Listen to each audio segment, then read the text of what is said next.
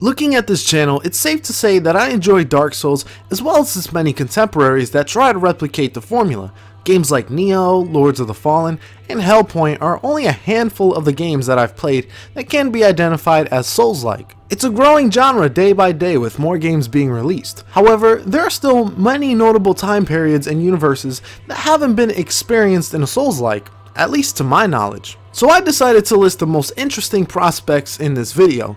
Here are 5 time periods and universes in no particular order. Number 5.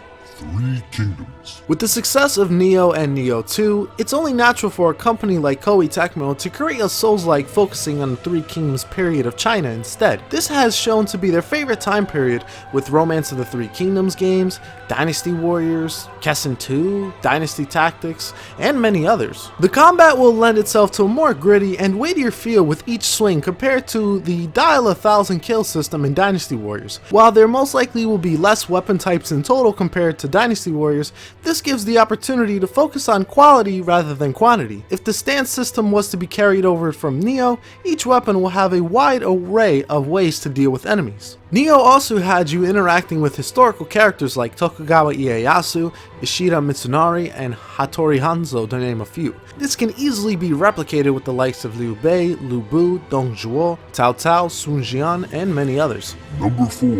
The Viking Age. Vikings are badass, and the more games we can get about them, the better. There's been an increase of focus on them lately, with the most notable example being Assassin's Creed Valhalla and God of War 4. The former takes a more historical approach, while the latter one a more fantasy one. Either way can work for a Souls-like, but I can see this going into more of a fantasy realm.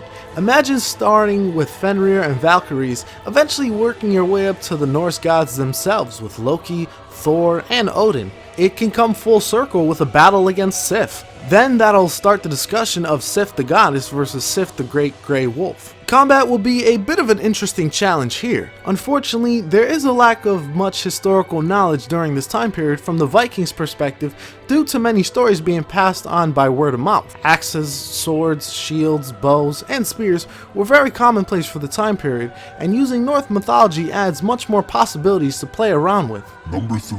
Soul Calibur. If you are familiar with me, especially outside of YouTube, you know that I have an unhealthy obsession with Taki. Whether or not this is possible, my goal in life is to meet Taki and get a picture with her. If I can accomplish this, my life would be complete. It also helps that she is featured in a pretty awesome 3D weapon-based fighting series that has been going on for over 2 decades now. The series has definitely seen its ups and downs, but the continued support being received for Soul Calibur 6 compared to the previous titles is admirable. With latter entries of the series focusing heavily on the character creation and Namco Bandai having experiences with their own Souls-like games outside of publishing Dark Souls, notably Code Vein, this is an interesting proposition. With a variety of items and weapons at your disposal, you can have many unique and interesting combinations. It can make for a solid RPG. And with the game tending to focus more on the story and lore, this provides a nice narrative opportunity to learn even more about the characters and their motivations. Being able to sit in the same room as Taki, learning about her mission and what it all means to her would be awesome. The story of Souls mode in Soul Calibur 6 gave us a taste of this, but a Souls-like would provide far more satisfaction. The biggest challenge I see with this is how they would implement the movesets of so many weapons. It's a fine line they would need to walk on, but keep it from becoming too dumbed down or becoming overcomplicated with button inputs. If that balance can be found, however, this would be an unexpected but welcome spin-off to the series. Number 2. Warhammer 40k. There are a ton of Warhammer 40k games that have been released throughout the years. Some have been great, while others are just forgettable shovelware. They have reached a ton of genres, and side note, I really hope Chaos Tide does very well. I played Deathwing and, well, let's just say I was disappointed. With the wide array of genres at its disposal, I'm surprised that there has not been an attempt at a Souls-like. We have so many strategy games, some first-person shooters, some action games, and even a card battling game. However, there really hasn't been many RPGs for the franchise. Sure, many of these games have RPG elements within them, but no real RPGs, let alone a Souls-like. With such a massive universe as 40k, the possibilities are endless. You can be a lowly Imperial Guard just trying to survive, a Space Marine that was separated from its regiment, a Sister of Battle purging the infidels, or heck, even flip the script with a Chaos Marine or Dark Elder. The combat will most likely be a more ranged focus than other Souls-like. It'll be a nice diversion from the norm with ranged weapons such as the Bolter, Plasma Cannon, and the Heavy Flamer. However, you can still have a wide range of melee options, including the likes of the Chainsword, Power Fists, and even a Lightning Claw. Number 1. Warhammer Fantasy.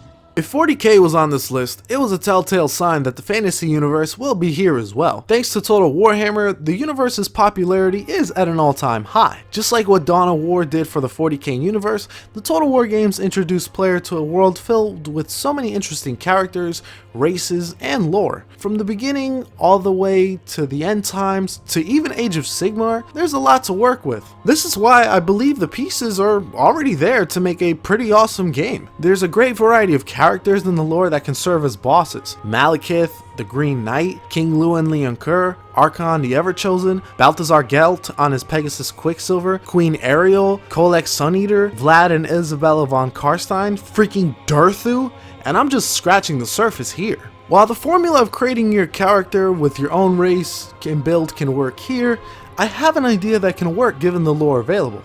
How about having the player be Wulfric the Wanderer? Now, hear me out.